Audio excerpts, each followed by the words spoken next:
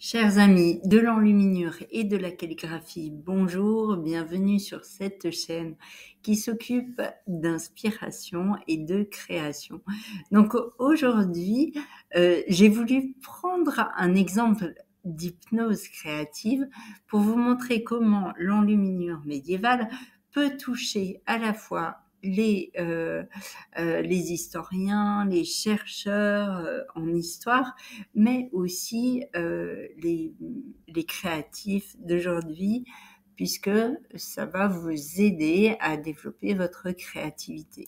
Alors, pour ce voyage qui est un voyage dans l'espace, dans le temps, mais également un voyage intérieur, j'ai choisi le fameux livre de Kels, qui est un trésor de notre patrimoine, enfin du patrimoine européen en tout cas. Alors, le livre de Kels est un manuscrit réalisé sur parchemin par des moines irlandais environ en l'an 800. Il réunit les 4 évangiles et il propose des ornements tout à fait extraordinaires. Je vous ai mis en image la page où l'on peut consulter ce manuscrit entièrement numérisé par le Trinity College en Irlande. Alors, si vous êtes à Dublin, par exemple, vous pouvez aller visiter le musée du livre de Kels où il est entreposé et où on l'ouvre chaque jour, chaque mois. Enfin, en tout cas, il a une page, on tourne les pages puisqu'on va avoir plus de 300 folios. Même s'il a un parcours tout à fait extraordinaire, il a été perdu puis retrouvé, il est extrêmement bien conservé et on peut plonger donc dans sa créativité infinie. Comme j'ai décidé de vous parler de son aspect hypnotique, eh bien, je n'aurai pas le temps de m'attarder sur la page des 4 vivants, mais je n'ai pas su la supprimer, donc je vous invite à contempler cet extrait, cette pleine page qui est extrêmement connue, que j'avais personnellement sur un carnet, sur une page de couverture d'un carnet où je prenais des notes. Donc nous retrouvons les 4 vivants, donc les 4 évangélistes qui sont Matthieu représenté en haut à gauche sous forme d'un ange, Marc qui prend en face l'apparence d'un lion, le taureau en bas c'est Luc et puis l'aigle c'est Jean. Donc voilà, ça c'était un aparté vraiment. Entrons plutôt dans le vif du sujet. Si j'ai choisi ce manuscrit, c'est il présente des ornementations tout à fait typiques, extraordinaires aussi, qui provoquent à la contemplation comme un état hypnotique naturel. Donc nous voyons ici une page tapis, c'est-à-dire une page où il n'y a pas vraiment de sujet représenté. Ce sont 2 lettres qui sont mises côte à côte, le qui grec donc comme un X et le R qui forment les premières lettres du nom du Christ. Donc on voit que ces lettres sont dessinées et remplies d'entrelacs, de spirales et de labyrinthes et que l'œil se perd à suivre les méandres de ces formes très simples au départ mais exactement toutes entrelacées. On a une impression d'infini puisque les grandes spirales sont reliées à des spirales plus petites qui donnent lieu encore à de plus petites spirales et on a l'impression de plonger. Alors on peut parler d'une composition un peu fractale où ce qui est grand va devenir moyen et petit, mais tout est contenu dans tout. C'est une formidable porte pour le subconscient ou l'inconscient, où tout d'un coup, la réalité devient secondaire quand on se laisse guider par cette contemplation. Alors, j'ai voulu zoomer ici sur quelques détails. Par exemple, à côté du X, nous avons un enchevêtrement de spirales que j'ai mis en haut à droite, où on peut admirer l'effet de la spirale qui devient de plus en plus petite. Et en observant de très très près ce motif, on voit que, tout le travail qui a été fait pour tourner dans un sens, puis dans un autre, sans jamais de rupture, comme si tous les éléments étaient liés entre eux.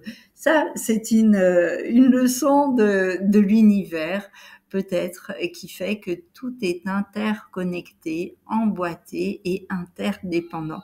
J'ai mis aussi au-dessus de moi un motif plutôt de remplissage où on voit des animaux, des petits lapins qui évoluent dans un espace qui va épouser leur forme. Encore une fois, il s'agit d'une composition qui est vraiment pensée pour l'harmonie, puisque tout remplit et il n'y a pas d'espace vraiment vide, un petit peu comme dans notre vie ou dans notre univers, où on n'en finit pas de découvrir des éléments qui remplissent d'autres éléments. Et enfin, j'ai voulu choisir un motif qui est plutôt en bas de cette page tapis dite du Kiro, qui permet de bien délimiter le contour. Donc toujours sous forme de spirale, on voit qu'un jeu de points permet de faire le lien avec le mot qui est écrit en dessous et que je ne peux pas très bien lire. Je pense qu'il s'agit de génératio ou génératio, mais je ne suis pas historienne ou paléographe pour vraiment vous l'assurer. Alors, si j'espère vous avoir convaincu que la contemplation et l'observation de ces pages et des détails qu'elles contiennent peuvent vous amener à un état contemplatif, je vous invite également à créer vos propres motifs, c'est-à-dire à vous laisser emmener dans ce flux hypnotique du geste sur la page ou alors des formes que vous allez associer. Ce que j'aimerais dire en premier en choisissant cet exemple, c'est que les formes choisies finalement sont toujours très simples. Il s'agit de lignes ou de courbes, ou plutôt de carrés ou rectangles et de cercles.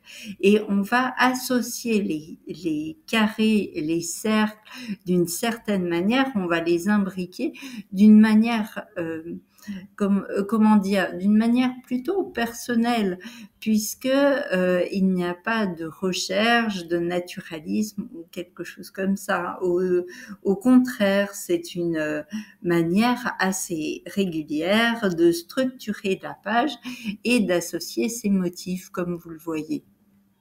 Outre les motifs géométriques, on va trouver des personnages, des animaux qui vont être encadrés, qui vont s'insérer dans les espaces géométriques qui ont été créés.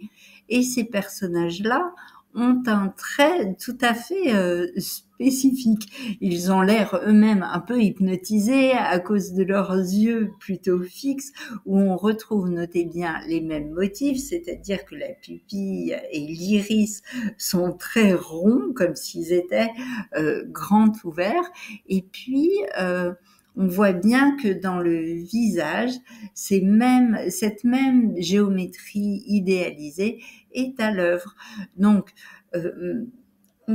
on peut observer ces figures en se disant la recherche qui était celle de l'enlumineur n'était pas une recherche d'exactitude photographique.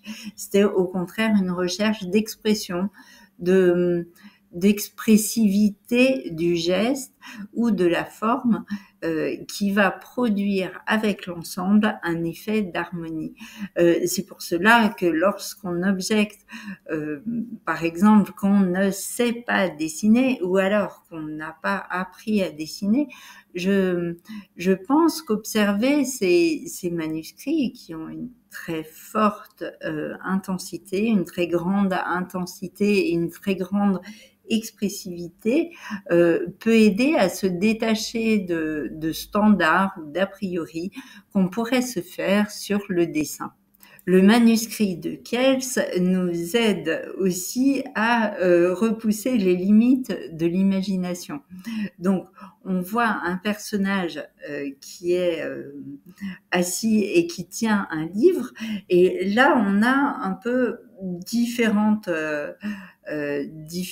échelles même où sa figure est plus grande, ses mains sont plus petites, le livre est mis en valeur pour être aligné à la figure géométrique sous laquelle il s'inscrit. Et d'autre part, si l'on observe les oiseaux qui sont au-dessus de lui, on constate qu'il y a un allongement de leur cou. Et donc, laisser son imagination diriger le mouvement, ce serait se permettre des différences de proportion, une mise en valeur de certains éléments au profit aux dépens ou au profit d'autres éléments. Et je me faisais cette réflexion en voulant prendre une photo récemment, en me disant que l'œil se focalise. Quand on est quelque part, on va automatiquement ignorer certains détails secondaires. Bon, je me promène à Istanbul, si vous avez suivi, et donc si je vois un paysage, mon œil va m'emporter très loin dans au bord de mer ou dans l'horizon, je vais pouvoir suivre les mouettes, et en même temps, il va oblitérer un certain nombre de détails secondaires qui seront, je ne sais pas, les lignes électriques ou des immeubles qui sont moins beaux et qui ne vont pas dans le sens de ce que j'observe. Et c'est une remarque. Alors du coup, il est parfois impossible de faire une photo de l'émerveillement qu'on a ressenti, car la photographie va prendre tous les détails comme comme ils apparaissent, comme une neutralité de plan. En revanche, lorsqu'on crée un motif ou une enluminure, on a toute liberté et toute latitude de focaliser son dessin et sa création exactement sur ce qui est intéressant. Donc ici, encore une fois, les yeux du personnage sont extrêmement évocateurs avec ses sourcils en demi-cercle. Mais vous avez peut-être identifié autre chose, par exemple ses cheveux peignés en parallèle ou le drapé de son vêtement. Alors je vous ai invité à la contemplation, à la méditation, à la création, pourquoi pas avec des motifs qui vous auront plu ou d'autres motifs personnels.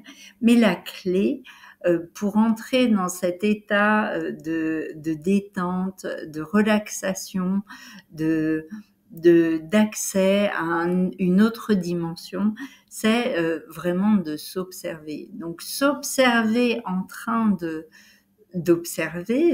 s'observer en train de contempler pour lever les blocages qui seraient à un niveau plus mental, plus extérieur, au niveau de ce qu'on a appris, des contraintes qu'on se met soi-même, et donc s'observer pour pouvoir lâcher prise davantage devant un motif. Et quand je feuillette le manuscrit, c'est vrai que je trouve dans les plus de 300 folios, chaque fois des endroits qui sont drôles, qui me plaisent pour l'humour de la composition. Et là, j'ai choisi un M qui me semblait particulièrement rigoureux, mais en même temps, le personnage dont la tête surgit au-dessus a les pieds en dessous jambe médiane du M, et ça me fait rire au niveau de la composition même de la lettre. L'utiliserai-je immédiatement ou pas? Ça, l'avenir nous le dira.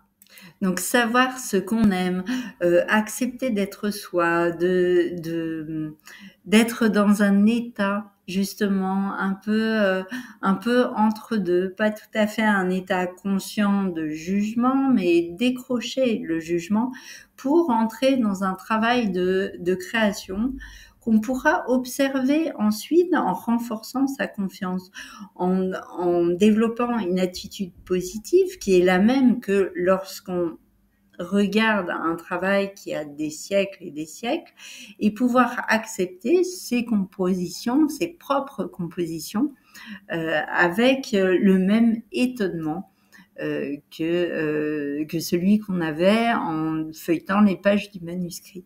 Je vous propose ici deux petites choses que j'avais réalisées. D'une part, un extrait qui montre les 4 vivants avec l'aigle, le lion et le taureau, donc sur cette imbrication centrale. J'ai pensé que le lecteur ou l'observateur de ce motif serait lui-même l'homme ou l'ange, comme on l'a vu en début de vidéo. Et puis, une autre composition où j'ai utilisé de l'argent pour mettre un titre et entouré de points, cette forme, et le point dans le manuscrit de Kels, c'est tout un poème. Peut-être qu'un jour il serait intéressant d'en faire une vidéo. En tout cas, voilà, j'espère vous avoir fait faire un tour d'horizon de ce livre de Kels extraordinaire, que vous en savez un peu plus, que ça vous hypnotise également de voir toutes ces spirales et ces entrelacs, ces labyrinthes, et ce travail où on peut enfin se laisser aller à imaginer et des formes et un monde idéal. Alors, il y aurait encore beaucoup de choses à dire sur l'écriture insulaire. Je les garde dans mon tiroir. Si vous voulez en savoir plus, n'hésitez pas à me laisser un commentaire, liker, partager. Prenez soin de vous. Vive la calligraphie, vive l'enluminure, et à très bientôt. Au revoir.